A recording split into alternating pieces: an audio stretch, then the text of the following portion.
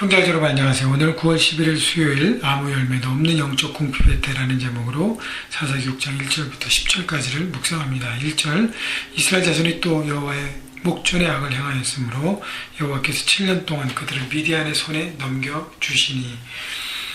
자, 어제 본문의 마지막 보면 사사 드보라와 그 다음에 그를 돕는 바락을 통해서 이스라엘 백성들이 전쟁에서 승리하고 그리고 40년 동안의 평안을 누리게 됩니다. 그런데 40년 동안의 평안을 깼던 것은 바로 이스라엘의 죄악입니다. 그래서 제가 지난 주일날도 설교를 드렸지만 이스라엘 자손이 또 여호와의 목전에 악을 행하였으므로 하나님 앞에 또 죄를 집니다. 그것은 반복적으로 죄를 짓게 되는 것과 같습니다. 그런데 이렇게 같은 세대가 아니라 이제 40년 그리고 그 다음 세대가 지나가는 것이죠. 그래서 그 신앙이 계속적으로 연결되지 않는 것이 참으로 아쉬워요. 오랜 평안함을 지속하지 못하는 이스라엘의 어떤 영적인 실력이 여기서 보여지는 것이죠. 평강의 때에 하나님을 더욱 의지하고 그분의 주권 아래 살아가는 삶을 쭉 이어가는 것이 영적인 실력인데 그것을 이스라엘 백성들이 하지 못해요. 그들이 어려울 때만 하나님을 찾고 사사를 통한 구원을 얻으면 그때는 정말 기쁨으로 하나님의 주인 되심을 의지하고 그분에 따라 살아가는데 시간이 지나면서 그런 영적 긴장이 놓쳐지고 시간이 이제 더 많이 지나면서 세대가 이렇게 바뀌어가면서 그 영적 신앙이 연결되지 못하는 것이죠. 그래서 또 악을 행하였고 하나님은 채찍의 도구로 미디안을 쓰십니다. 2절 미디안의 손에 이스라엘을 이긴지라. 그래서 미디안이 이스라엘을 지배하고 다스리게 되는데 7년 동안 지배를 통해서 하나님은 극약 처방을 하시는 것이죠.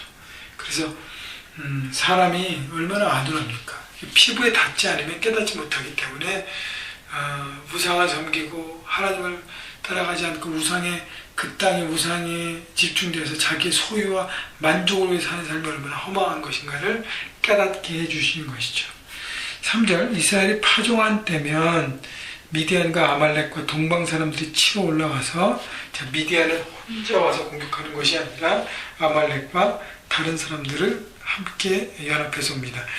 4절 진을 치고 가사에 이르도록 토지 소산을 멸하여 이스라엘 가운데 먹을 것을 남겨두지 아니하며 양이나 소나 나귀도 남기지 아니하고 이는 그들이 그들의 짐승과 장막을 가지고 올라와 메뚜기 떼같이 많이 들어오니 그 사람과 낙타가 무수함이라 그들이 그 땅에 들어와 멸하려 하니. 자, 이스라엘이 파종할 때는 것은 보통 이렇게 씨앗을 뿌리는데 이 파종할 때를 또 다른 의미로 보면 씨앗을 뿌린 때는 먹을 것이 없잖아요. 그러니까 파종한 다음에 그 다음에 결실을 맺고 열매를 맺을 때 그때 쳐들어왔다는 것이죠. 그래서 미디안은 아말렉과 많은 동방 사람들을 연합해서 정말 떼거리로 몰려오는 거예요. 메뚜기 떼처럼 팍하니 혼자 가는 것이 아니라 짐승과 모든 걸 장막을 가져왔다는 것은 모전에 잠깐 와서 하는 게 아니라 거기서 진을 치고 한참 동안 완전히 이스라엘의 어떤 먹거리를 싹쓸이할 때까지 추수의 때에 와서 그 모든 것을 하고 4절의 말씀처럼 양이나 소나 나귀도 남기지 않았다는 것은 모든 가축도 다 싹쓸이했다는 것입니다. 다시 말하면 이스라엘에 어떤 먹거리가 하나도 없어지는 것이죠. 결국 기본 생활조차 할 수 없는 바닥을 경험하게 됩니다. 6절 이스라엘이 미디안을 말미암아 궁핍함이 심한지라 이에 이스라엘 자손이 여호와께 부르짖었더라. 이스라엘 백성들이 배부르고 등 따숩고 평안하고 정말 문제가 없을 때는 하나님을 저버렸어요. 그런데 굶주리고 영적으로 바닥을 치고 먹을 것이 없고 정말 삶에 고통이 올 때 그때 하나님을 찾았다는 것이죠. 그렇기 때문에 여러분 우리가 너무 많이 가진 것도 축복이 아니에요. 그렇다고 너무 없는 것 사실 축복이 아니잖아요. 그래서 하나님의 은혜를 누릴 수 있는 정도의 그것을 갖는 것이 오히려 축복이 아닌가 그런 생각도 해봅니다. 여러분 그렇기 때문에 우리가 하나님을 찾는 것이 조건부가 아니라 항상 하나님과 만나면 기뻐서 하나님을 찾아야 하나님과 인격적인 만남이 성숙해지고 성숙한 하나님의 사람으로 서갈 수 있다는 것입니다. 7절 이스라엘 자손이 미디안으로 말미암아 여호와께 부르짖었노라.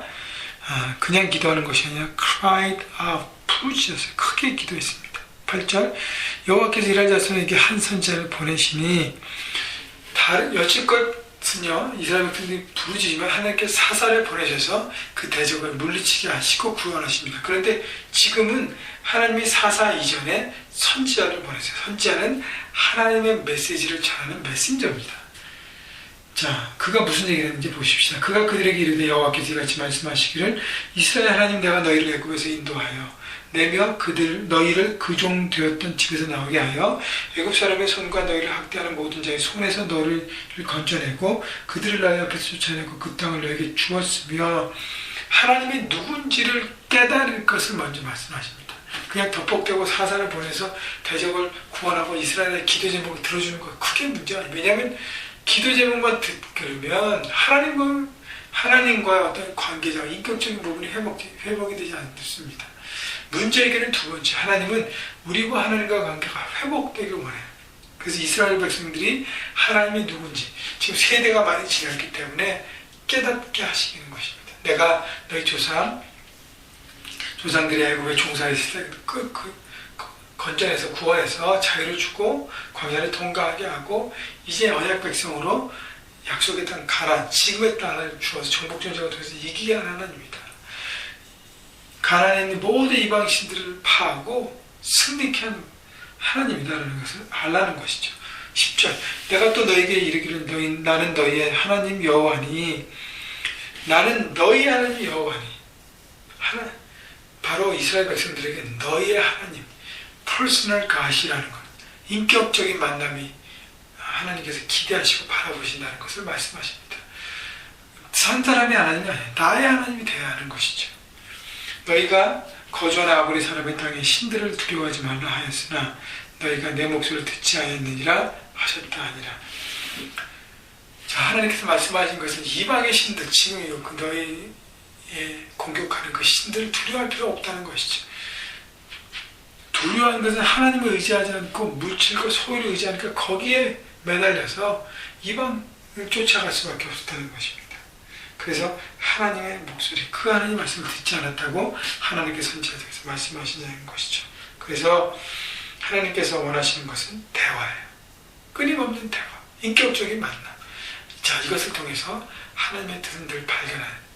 그래서 여러분 큐티 말씀 묵상을 매일매일 찾으러 하셔서 하나님의 음성을 들으시고 그 말씀에 따라 여러분 모두가 되시길 바랍니다. 여러분 그래서 조건부로 하나님께 나가지 않고 여러분 괴로울 때나 풍성할 때나 언제든지 하나님을 찾는, 하나님과 만나는, 하나님과의 만남에 익숙한 여러분 모두가 되시기를 주님의 이름으로 축복합니다.